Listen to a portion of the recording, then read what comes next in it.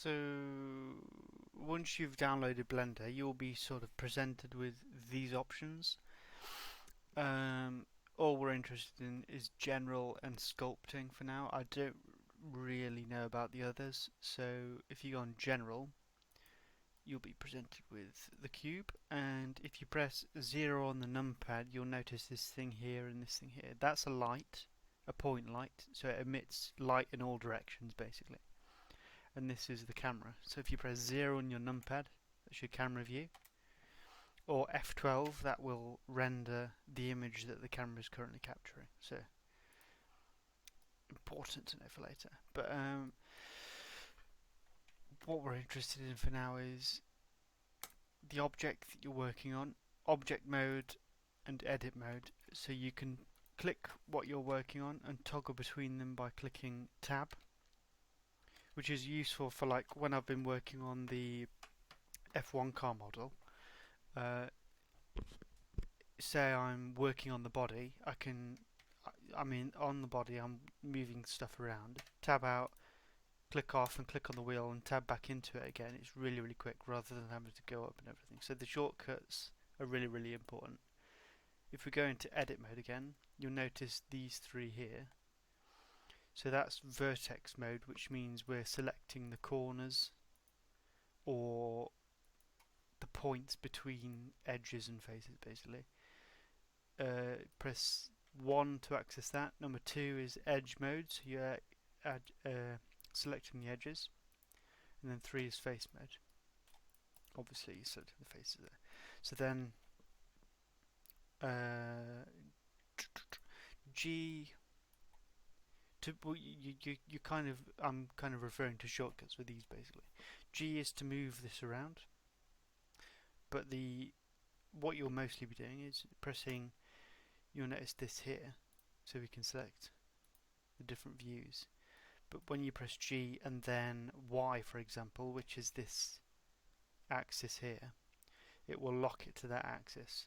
Or you can press X to change your mind and do it there, or Z for up and down. Is generally the what you would do. And that's moving a face. It's the same for moving an edge. So GX, it's just sort of distorting the shape in a really bizarre way, but you know. GY, maybe, I don't know. It's those dodgy noses from 2011, I don't know. Whatever you want, but another useful thing is if we go to 3, which is face mode again, and this is called extrude, so you press E, and that brings out a new face of that shape. So you could, it's default locked to the Z axis, local Z, I don't know what's locked there, but then you could press E and then X, for example, so you could, for whatever reason, bring it to the side if you really wanted to. That looks dumb.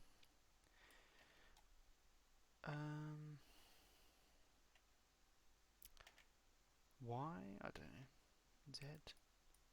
I don't know why it's snapping. There is something to do with this up here which snaps it to all sorts of different options, but it usually is like when I moved it with G, when you can extrude it like that, like it's doing now. Maybe you have to do,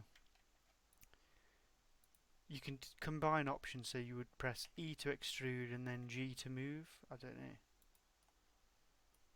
It is strange. E and then S to scale. So S is to scale a face basically. So you get stuff like that. Or you could do E extrude. There we go. That's the free movement I was talking about. Scale. And then Y. No, that's wrong. E, Y, click, and then scale. So you get like a weird funnel shape basically. So you would extrude, pull it along, click, and then scale it to make that shape basically. And it's relatively easy. Once you get all the shortcuts down, it's really easy. And then obviously R is to rotate. So that's just randomly rotating. But then obviously R, Y axis, it's rotating it along this yellow line here. And you get that basically.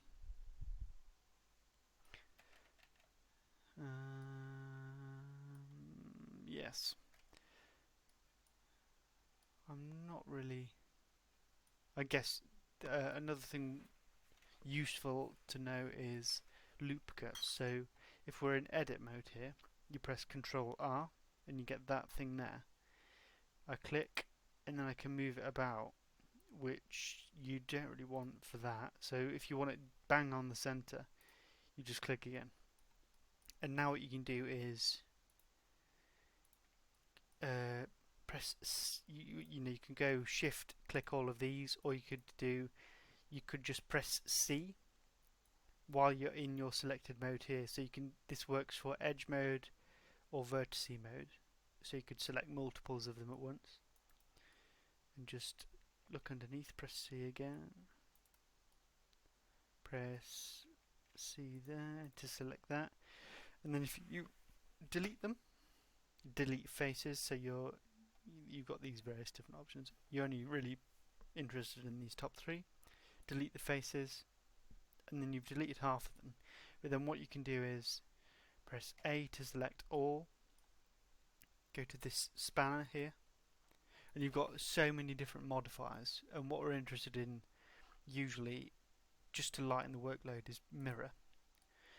And by default there it's created the opposite for us here. So whatever we affect on this side, if we go to edge mode for example, select this edge here, and just for simplicity's sake select that and move it, and it's just going to mirror what we do on the opposite side. So like, that's exactly what I've done for the F1 car model for example. I've just done one side of it and it's completely mirrored on the opposite side, so it's always exactly the same on the other side. You could do it for buildings, stadiums or whatever, you know, that kind of thing. And that's what I'm doing in this photorealism course at the minute basically. It's just making it easier on yourself really. But then you can, if you look at the axis that it's actually mirroring, you can select stuff like that, you know, it's mirrored on two sides at that point. Or maybe you don't want it mirrored on that side, you just want it mirrored on the opposite side here, behind it. And you just turn it off. It's just a giant bow tie. Bizarre, but you know. And then I'll show you actually. This is how you would add a new thing. So we go back to object mode by pressing tab on the keyboard or selecting it from this menu obviously. Then you've just got a giant bow tie essentially. Shift A, and these are the various different options you've got to add in. So usually you'd be looking at mesh to add a plane, which is a flat piece of, you know, just a flat bit, which is how I'm building this, how I intend to build like environments for that game project idea basically. You would tab into it and then look for a reference image. Say you've got a subway corridor going down there, you could just select the edge, G, Y, drag it right down, then I'm clicking that and then I'm holding shift and selecting that, and then G, Z to bring it, E, Z, sorry, to extrude it upwards, and then maybe extrude Z again, G to move it inwards, there we go, G, scale, X, to sort of slant the roof a bit, and then you can press F to fill that space, and then you've kind of got a little corridor there. And then there's another thing you can do. I know this is sort of bombarding you with bullshit, it's not really useful. I don't know if I'm ever going to release this video, but you alt click and you sort of select the loop, like we did the Control R loop cut, that was called, when you Control R and sort of, you know, that thing where you can move it along and then create a line there. You alt click that and it selects the associated loop. It doesn't always work with certain things, like you could, what have I done there? Alt select that and it just selects the line, but if you get really complex shapes it will just select bollocks basically. But with this simple shape, Control Z those, get rid of that.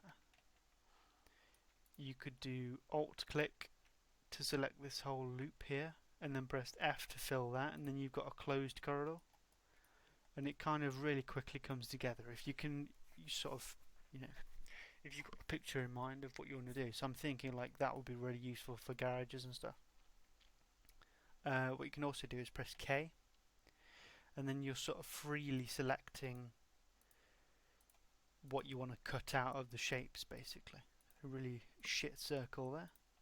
And you press, once you've selected back at the node that you began at, or maybe you want to press K and do like a stupid shape like that, and then as long as you end on an edge, you click and then you press enter, and then it becomes a thing. So then you could do face select, delete that, and then it just becomes a hole, right?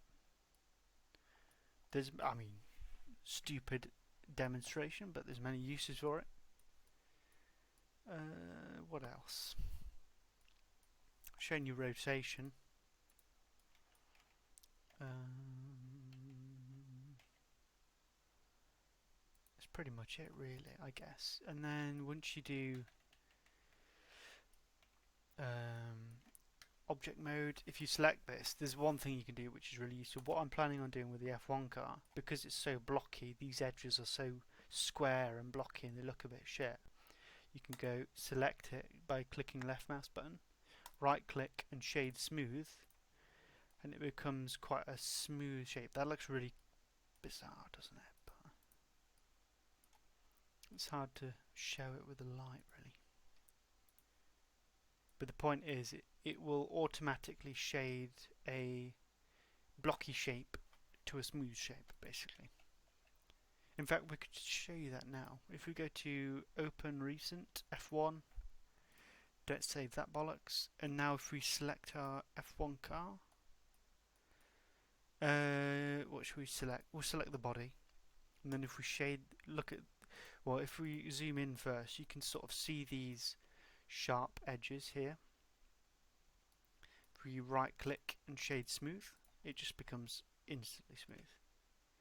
Some dodgy bits around here, obviously, but hopefully it looks a bit better with the texture. Hopefully it's a bit better when we, I don't know, come to fixing it. But the problem with it is because there's not enough detail here, and you really learn about that when you do sculpting. Like, the more of these faces there are, you can get really, really intricate and, you know, hundreds and hundreds of little polygons essentially. The better the detail is, but this is obviously a low poly model, so you don't want to get too insane. The more faces there are, the more graphics intensive it is, I guess.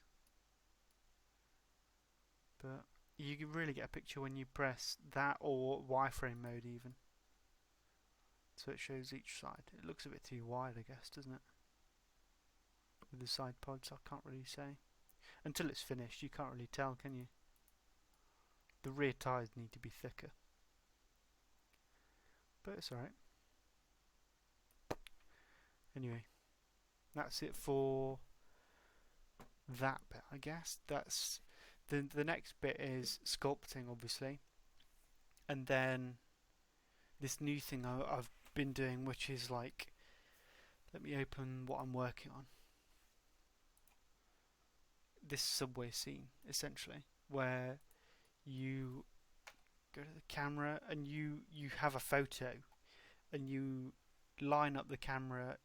You use a program called F-Spy, and it lines up the camera in the same spot where the photographer took the picture, and then you can accurately sort of extrude along these lines and really line up the corridor. It needs to be sort of a architectural scene, I guess. It can't really be natural because it's a bit difficult, but you would line up a line along the x-axis and then the z-axis, and then the program would figure it out, and then you sort of are able to build this 3D scene, which you eventually, the guy's going to show you how to texture it and make it look really realistic apparently, but I'm not there yet, so Anyway, sculpting is probably the next step because that's really fun.